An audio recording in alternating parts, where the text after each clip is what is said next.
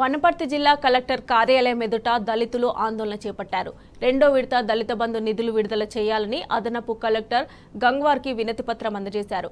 ప్రతి దళితుడు ధనవంతుడు కావాలనే ఉద్దేశంతో బీఆర్ఎస్ ప్రభుత్వం చేపట్టిన దళిత బంధును కొనసాగించాలని లబ్ధిదారులు డిమాండ్ చేశారు.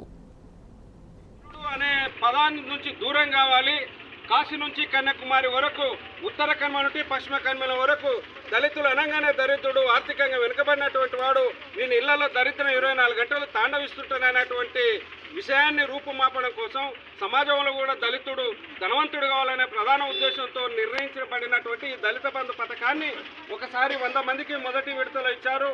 రెండో విడతలో కూడా 1200 మందికి ఇవ్వాలన్నటువంటి అప్పటి ప్రభుత్వ నిర్ణయం ప్రకారమే మేమంతా లబ్ధిదారులు ఎన్నికైనాం అనే విషయాన్ని తెలియజేస్తూ, ఈ లబ్ధిదారులను కూడా మా ఆర్థిక విధానాలను అనుసరించి, మా జీవన పరిస్థితులను అనుసరించి, మాకున్నటువంటి అన్ని వనరులను పరిగణలోకి తీసుకొని ప్రభుత్వం ఎన్నిక చేసిందనే విషయం గుర్తు చేస్తూ, అప్పుడున్న ప్రభుత్వం ఇచ్చింది పేదలకే ఇస్తున్నది, ఇప్పుడున్న ప్రభుత్వం కూడా పేదలకు ఇవ్వాలని మేము మానవతా ధర్మంతో డిమాండ్ చేస్తూ ఉన్నాం.